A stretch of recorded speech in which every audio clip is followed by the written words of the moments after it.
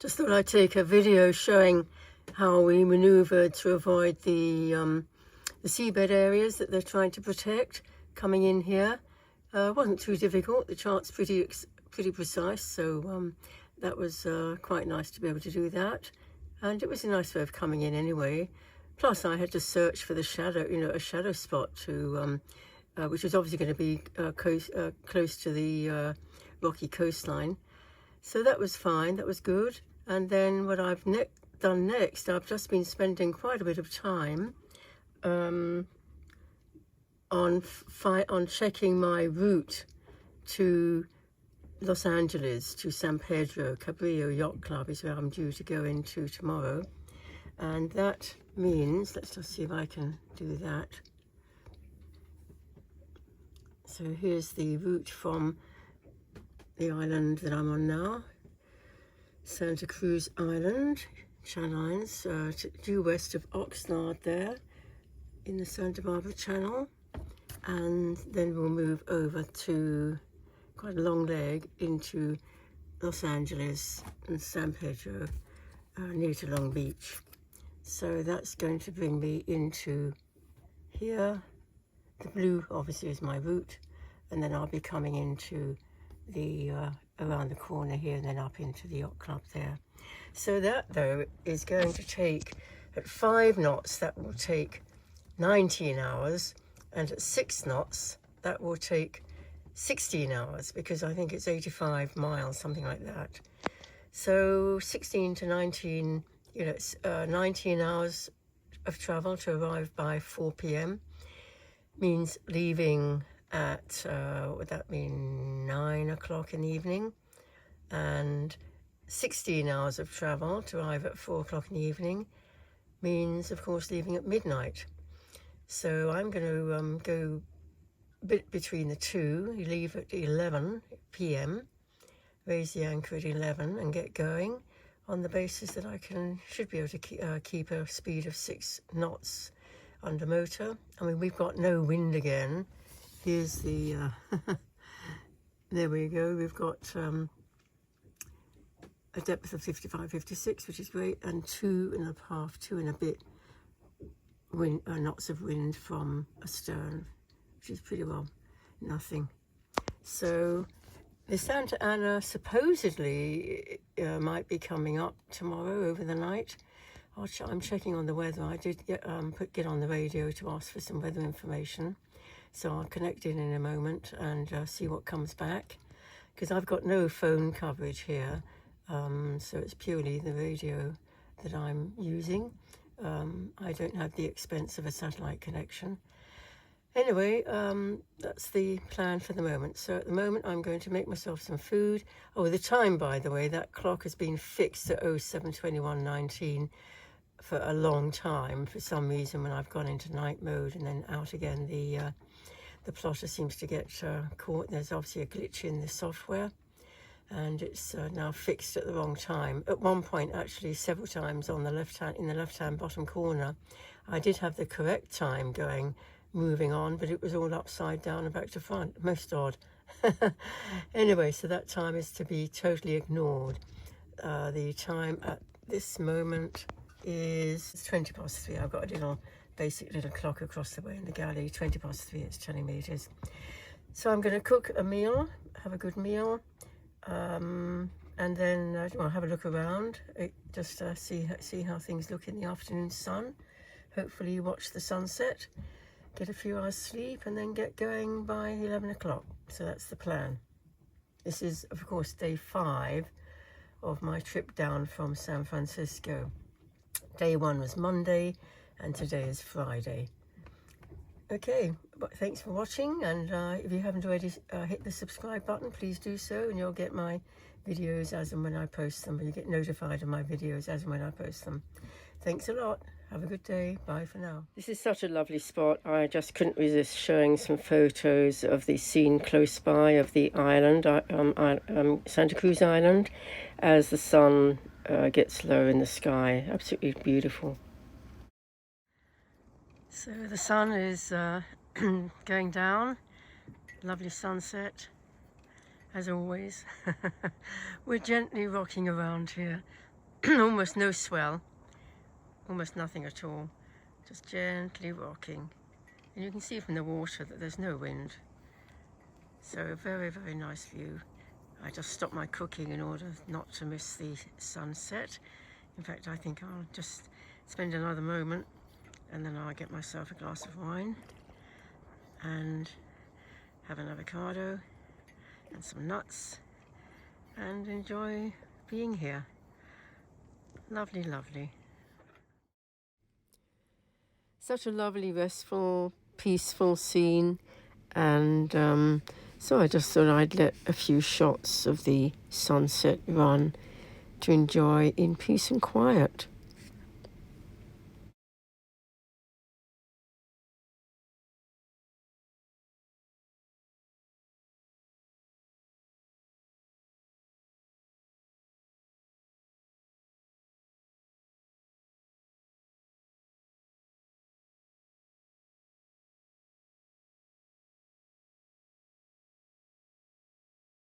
The sun just disappeared behind Santa Rosa Island there. So time to go back down. I'll finish my cooking, have a glass of wine and enjoy being here. And then a couple of hours sleep before I take off at 11 tonight. Well, it's 5:30 and there's still some light in the sky. Rather nice. Deep, deep glow of the sunset colours there. Really lovely. I've finished cooking my food, just letting it cook for a little bit longer. Just having a small glass of red wine, and then I shall possibly get some more sleep if I feel tired enough. Hopefully we'll get a couple of hours before I take off at 11. Very lovely evening. You can hear the sound of the water, of the waves breaking on the shore nearby, the rocky shore. But that's all, none of that screaming of course I'm going to have the screaming of the oil alarm when I get off, because it's going to be motoring again. But no wind, no sign of the Santa Ana, which was threatening. Very, very pleasant.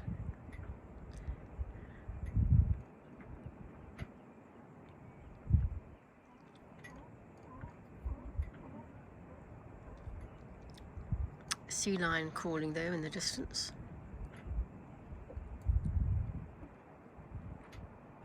Very peaceful. Very peaceful.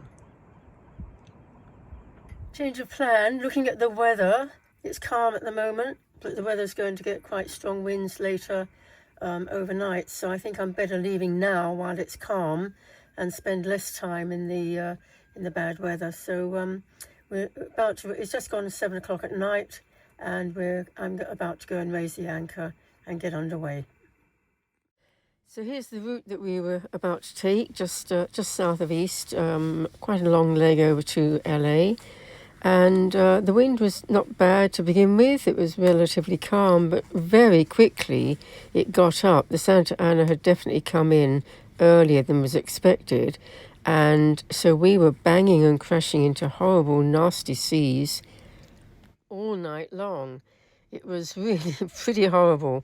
And I obviously had to keep an eye out, because there's quite a lot of shipping in the area, although the shipping lanes were a little way off initially. And just very uncomfortable. I felt as though I'd made a bad decision, in fact, going when I did. And maybe I should have stayed put and stayed in the protection of the anchorage and waited for the Santa Ana to die down.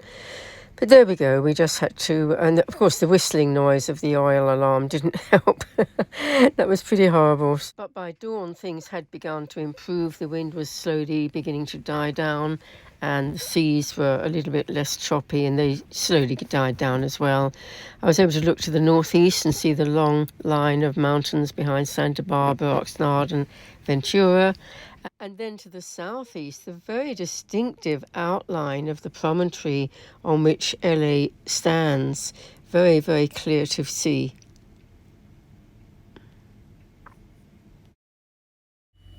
we're making our entry in towards Los Angeles, San Pedro Harbor, and this is the south end of the promontory that Los Angeles is on, and the harbor is over that way, and we're heading towards, well, you can see the ships in the distance, and we're coming down the main channel to get into the harbor and into the area where Cabrillo Yacht Club is. There is a lot of marinas just there. It's a very busy area.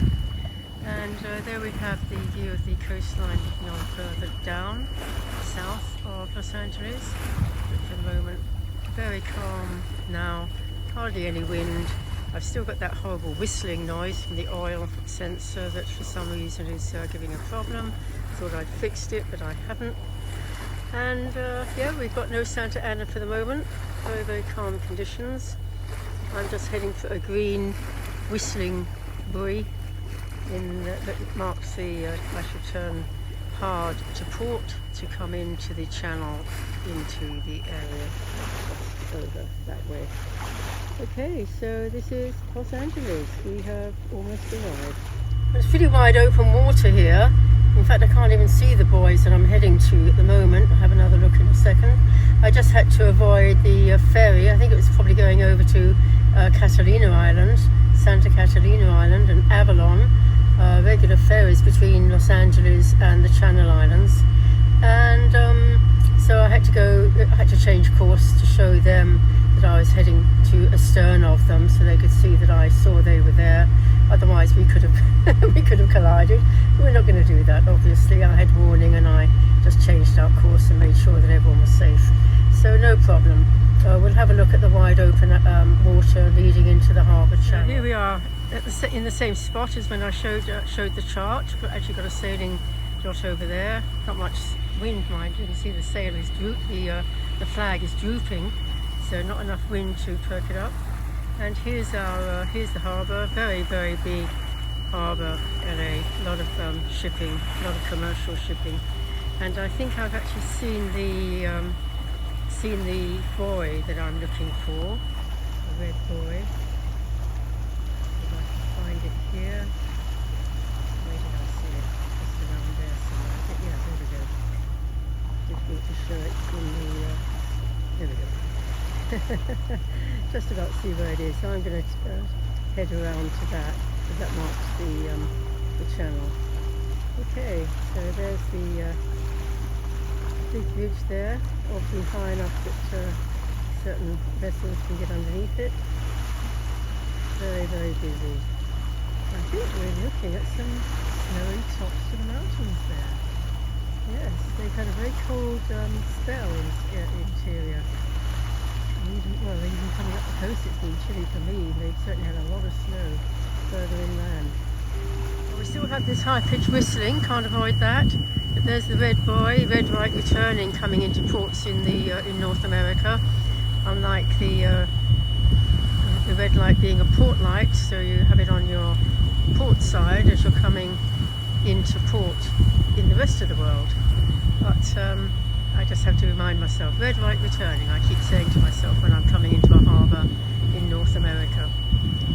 A little bit of wind, so that sailing yacht was probably having quite a nice sail now.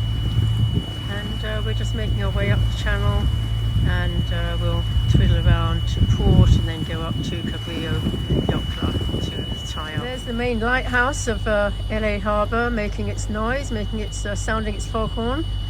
And we're now officially in the harbour entrance.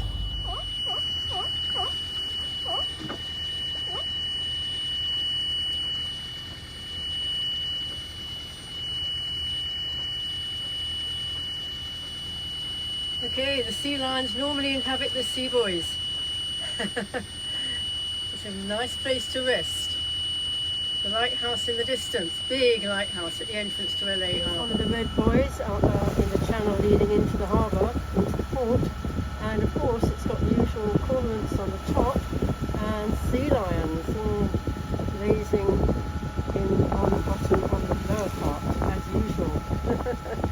That's quite a normal situation here. The sea lions all get up on there and have a good rest, and then the cormorants up on top there. fine. We've got 9 knots of wind dead ahead, so we're not going to be sailing today, I don't think. So finally, making our way past the forever hooting foghorn of the harbour entrance to the port of Los Angeles, to San Pedro. No problem with getting around and up to Cabrillo Beach Yacht Club, which made me very well welcome. And yeah, so I stayed there a few days and enjoyed the hospitality of the people, friends, and everyone there. This was the view from nearby my dock at Cabrillo Beach Yacht Club, where I stayed a few days longer than I expected, but at least I did finally get my screaming oil alarm, faulty oil alarm dealt. Firstly, Aaron Hall came on board to have a look at the engine and sort out where the problem was, and it was no longer at the on the engine, it was actually up in the cockpit on the control panel. So having had that sorted out, I was then able to get hold of ACDC, who make panels, and immediately was able to make a replacement panel. And then it was brought to the boat and installed, and everything was good. So it was really, really good to have that sorted out.